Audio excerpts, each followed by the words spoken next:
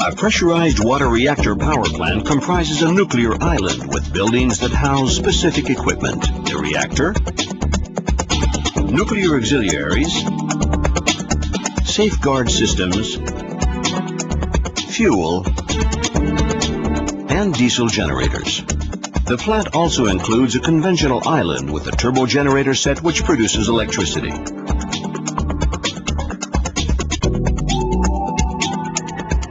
The energy production process begins with the fission of uranium atoms inside the reactor core, which contains nuclear fuel assemblies.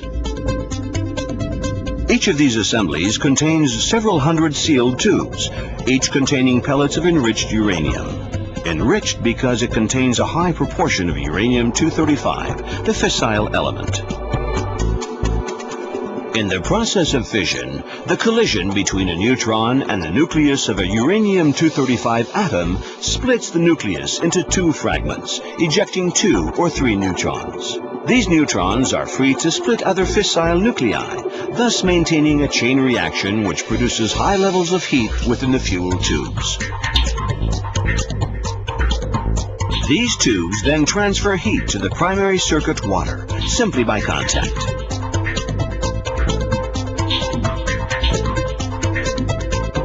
The chain reaction is controlled at all times. Control rods made from neutron-absorbing material are lowered into or withdrawn from the core to control the nuclear reaction.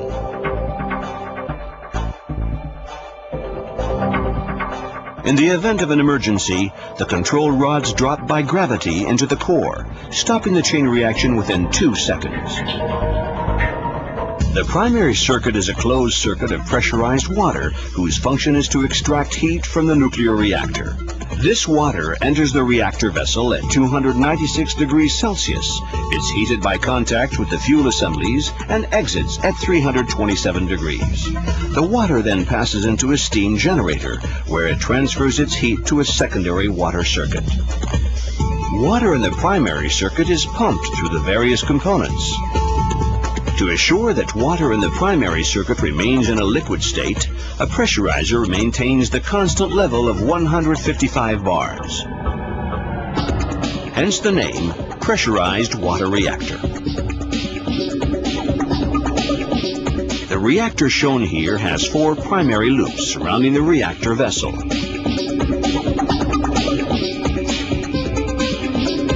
One of the fundamental features of reactor safety is the interposition of 3 successive sealed barriers between the radioactive products and the environment. The fuel assembly tubes, the metal containment of the primary circuit, the concrete containment building.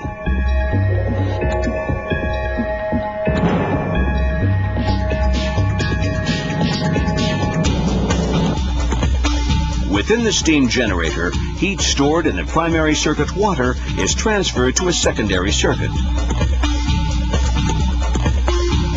The heat exchange occurs within a bundle of around 6,000 inverted U-shaped tubes. The heated water enters the bottom of the steam generator, transfers its heat to the secondary system water through the U-tubes, then returns to the reactor vessel for a new cycle. Water in the secondary circuit flowing around the wrapper of the U-tube bundle is heated to boiling temperature, turns into steam, and then travels to the turbine set in an adjacent building.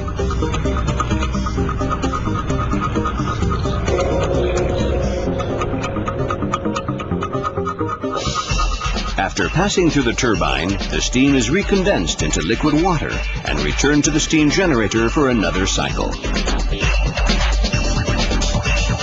Steam pressure from the secondary circuit drives the turbo generators to produce electricity.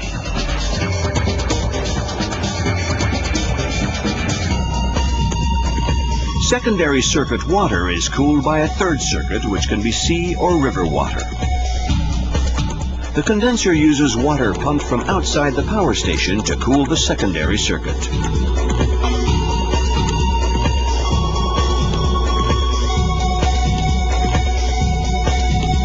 To summarize, a nuclear power station is essentially 3 circuits: the primary and secondary circuits, which are both closed, and the cooling circuit, which opens to the exterior.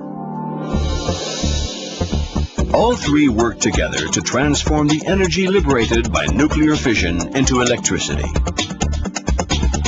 Harnessing the proven and optimized technology of pressurized water reactors enables us to meet the energy needs of society in a most efficient and safe manner.